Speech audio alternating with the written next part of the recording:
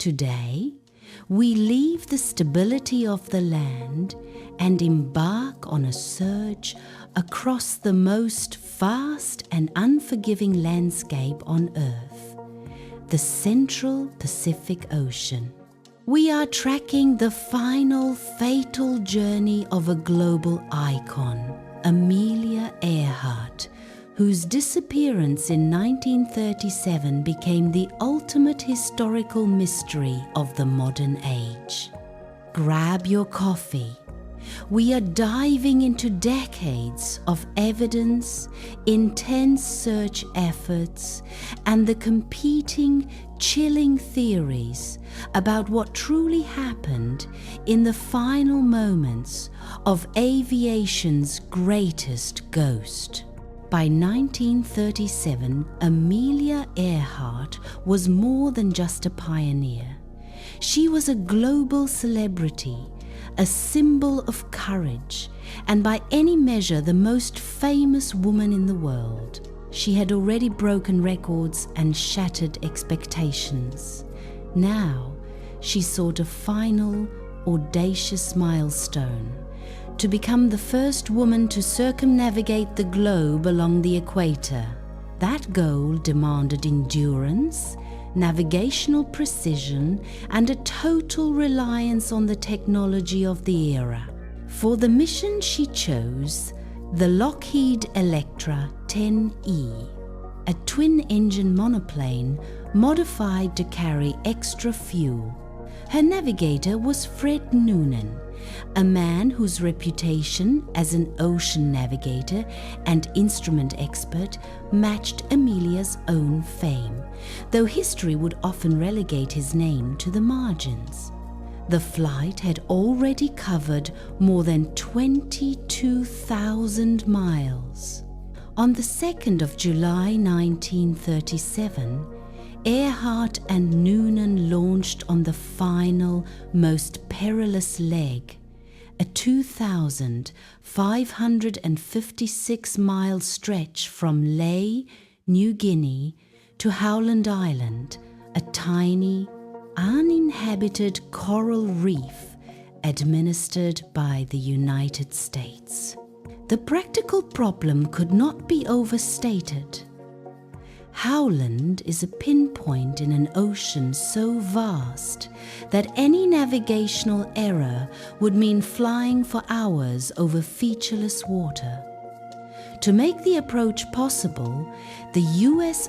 Coast Guard cutter Itasca was stationed near Howland to act as a radio homing beacon, an audible lighthouse in the flat blue immensity.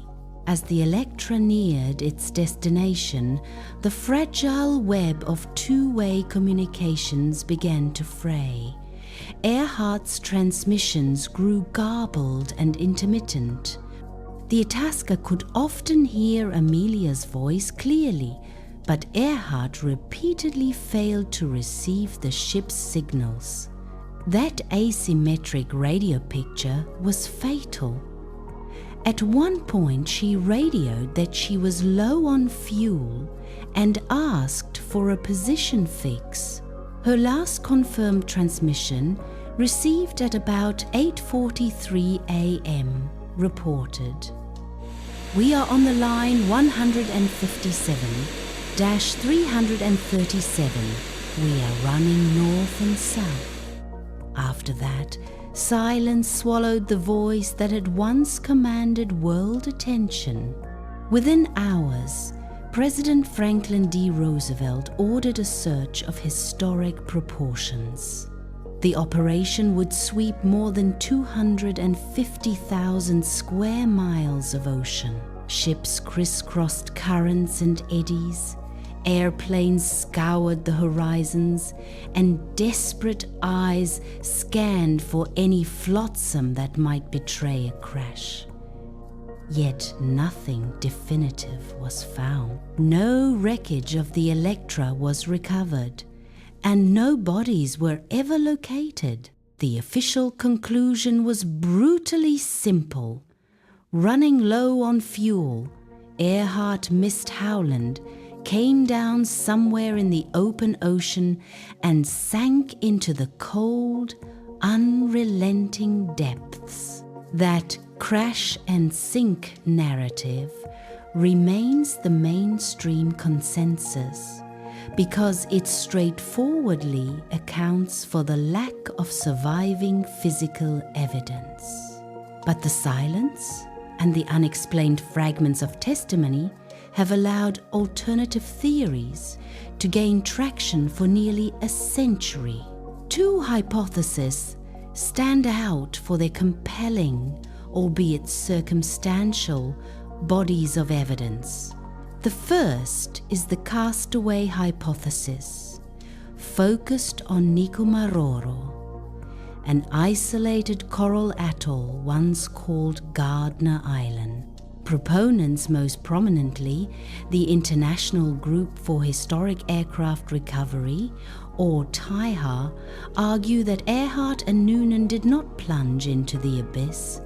Instead, they claim the Electra made a forced landing on Nikumaroro, roughly 350 nautical miles southeast of Howland. Once ashore, the pair would have become stranded on an island with limited fresh water and meager food supplies, clinging to survival in a harsh environment until exposure, dehydration, or some other slow killer ended their lives. The evidence for this scenario is eerie and accumulative.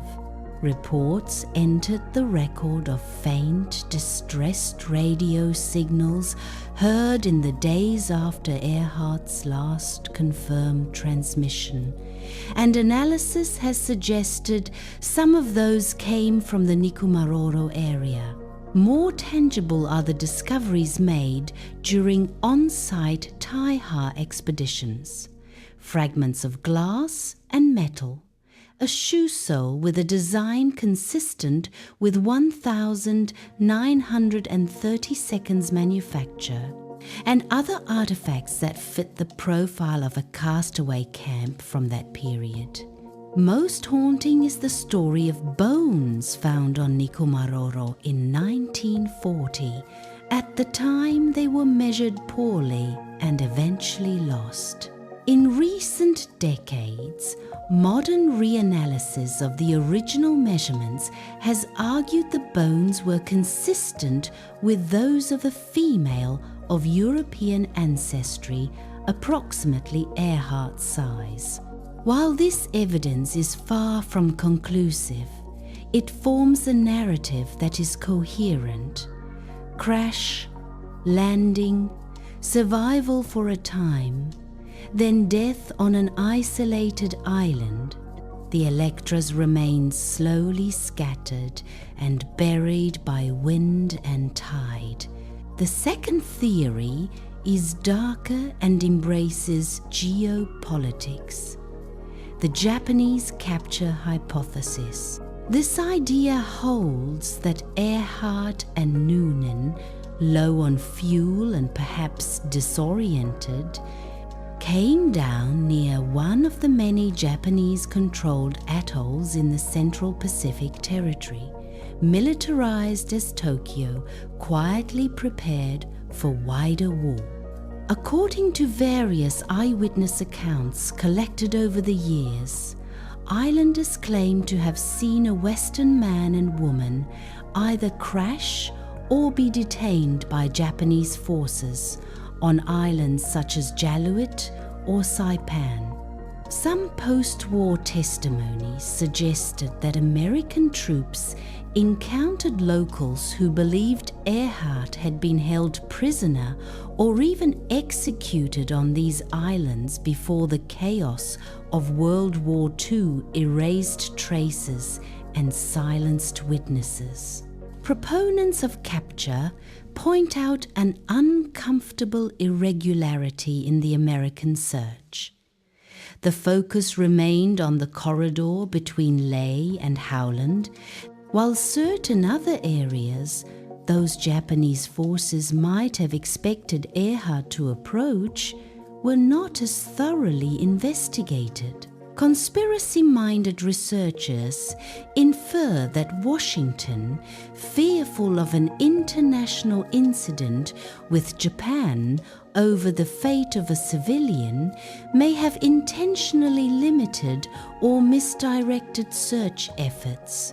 If true, the implication is a cover-up of staggering scope, with both diplomatic prudence and wartime sensitivity conspiring to bury inconvenient facts. Modern technology has not closed the case.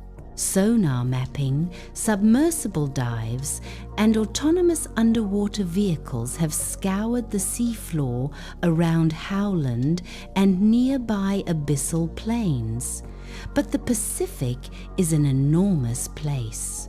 Wreckage, if resting in deep water, can be scattered, buried in sediment, or collapsed beyond recognition. The Nikumaroro searchers have turned up thought-provoking artifacts, but nothing that a court of law could accept as conclusive proof. For the capture theory, wartime destruction, the passage of time, and the murk of conflicting testimonies leave critical gaps. Whatever the truth, Amelia Earhart's legacy is anchored in unresolved silence. She remains the patron saint of the unfinished voyage, a daring spirit whose ambitions outran the navigational tools of her day. Her disappearance carries moral and cultural weight. It is a story about risk, about the limits of technology, about how fragile fame can be when faced with an indifferent ocean. The competing theories crash and sink, cast away, or capture, each tell a different kind of tragedy. One is sudden and anonymous. Another is a slow, intimate human failure of survival.